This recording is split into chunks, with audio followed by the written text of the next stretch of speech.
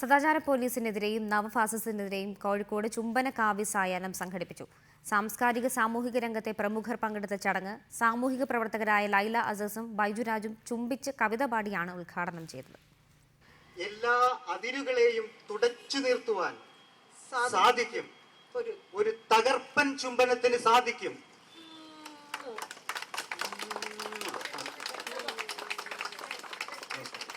ചുംബിക്കാനുള്ള സമരത്തിന്റെ രണ്ടാം ഭാഗം ഈ മാസം 7-ന് കോഴിക്കോട് നടക്കാനിരിക്കെ സമരത്തിന് ഐക്യദാർഢ്യം പ്രഖ്യാപിച്ചാണ് കവികൾ കോഴിക്കോട് ചുംബന സായാഹ്നം സംഘടിപ്പിച്ചത്.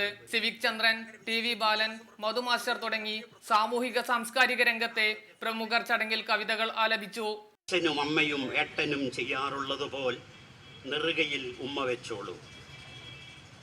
വാത്സല്യപൂർവം മാമനെയും മേമയെയും പോലെ കൈകളാൽ അണച്ചു പിടിച്ചിങ്ങനെ നെറുകയിൽ ഉമ്മ വെച്ചോളൂ. രണ്ടുപേർക്ക് ചുംബിക്കാനും ഒന്നിച്ച് ഇടപഴകാനുമുള്ള സ്വാതന്ത്ര്യത്തെ ചോദ്യം ചെയ്യുന്ന സദാചാര പോലീസിനെയും ഫാസിസത്തെയും ഈ നാട്ടിൽ അനുവദിച്ചു കൊടുക്കാനാകില്ലെന്നും കവി സദസ്സ് വ്യക്തമാക്കി. സ്നേഹത്തിന്റെയും പ്രണയത്തിന്റെയും ചുംബനത്തിന്റെയും പ്രാധാന്യത്തെ ഓർമ്മിപ്പിക്കുന്ന നിരവധി കവിതകൾ ചൊല്ലിയാണ് കവികൾ പിരിഞ്ഞത്.